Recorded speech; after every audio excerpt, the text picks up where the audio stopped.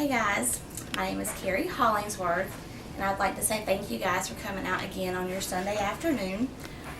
Today's speech is a persuasive speech, and I'm actually very excited about this one because it means a lot to me. It's something I'm very passionate about as far as education and women, as far as women's rights to get an education. I have a visual here that you can kind of glance at. We will go over briefly, but I have most of it in my notes, but this is just for you guys to kind of look at to help explain a little bit more about Malayla. First off, how many of you value your education as women? That we were very lucky to get, sorry Joe, but as women that we were able to get an education in America. Do you realize how lucky we are that we as Americans are able to attend school, and we have the right to do that as we please? In Pakistan and in other countries, they are not that lucky. Today I'm going to educate you guys to the best of my ability on the SWAT, Taliban, Pakistani officials, and most importantly, Malayla Yousafzai. Please forgive me for my pronunciation. What she is going through right now, what she's going through right now is so much just so she could voice her own opinion. She had gained global influence and respect since she started a blog documenting her desire to get an education in her home city of Mongolia in the Swat Valley. She wrote compellingly for the BBC about the daily struggles of getting an education in a region where the Taliban has occasionally banned girls from attending school. Gradually, she became a public figure, promoting education for girls in interviews and advising local authorities in education, and that come from the guardian.co.uk. In Islamabad, it was released in the wake of an armed attack on a teenage education activist. Malayla, the Education for All Global Monitoring report shows that Pakistan's progress in getting poor girls into schools is less than half that of India's and Nepal's and a quarter of Bangladesh's. Only 9 low and lower middle income countries spend a smaller share on education. The barriers to education faced by Pakistani girls are stark in the comparison with the rest of South Asia.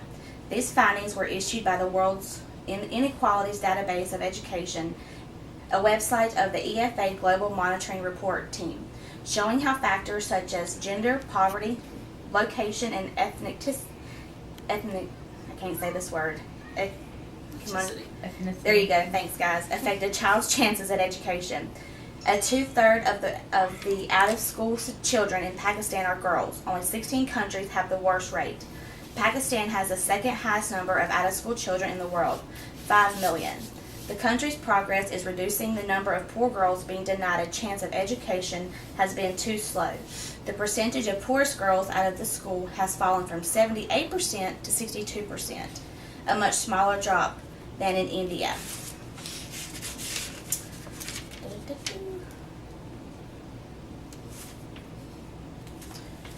See, and you can see on here too that on this is where we get to Malayla.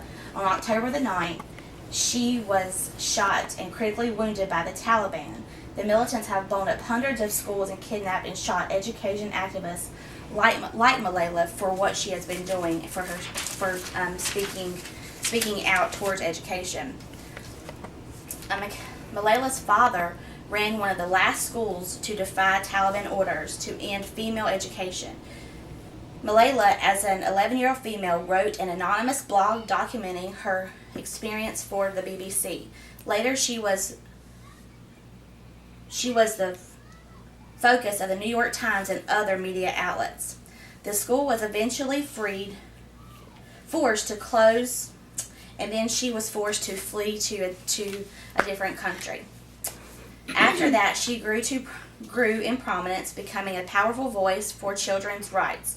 In 2011, she was nominated for the International Children's Prize, and then was awarded Pakistani's first National Youth Prize.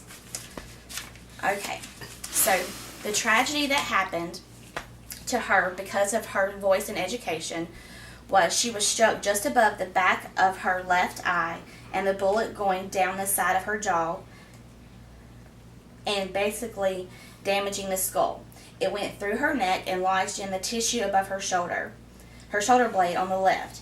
Dr. Dave Rosser said she was able to understand and had some memory of what happened to her. He added that it was too early to say if she would be if there would be any subtle intellectual or memory deficits down the road.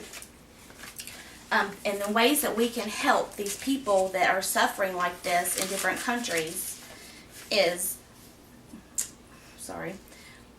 it says, it will take all of us, because when women are throttled, entire families and societies suffer, regardless whether they realize it or not.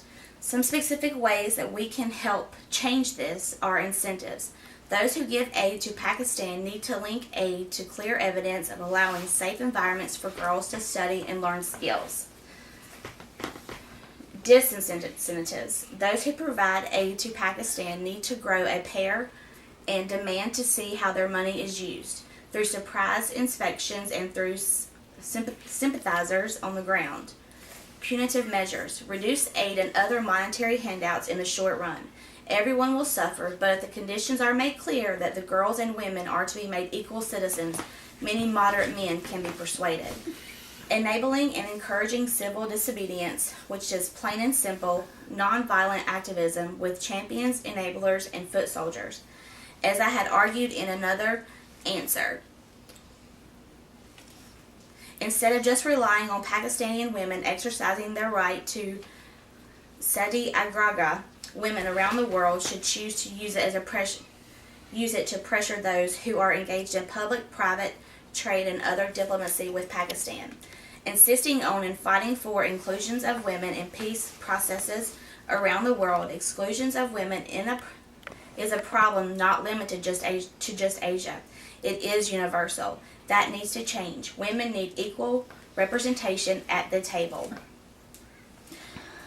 Let's see. There's lots of websites that you can go to help donate and make donations to for this. One is educationenvoy.org, and that tells you more about her story and where you can go to donate. You can see where all of these people, they were holding signs up saying, "I am Malayla," because that could have been any one of these women that live in Pakistan who wanted to just learn. They just wanted their education.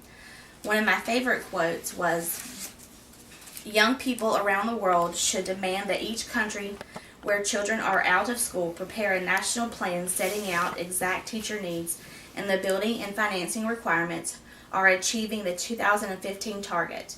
At the core of each plan should be strategies for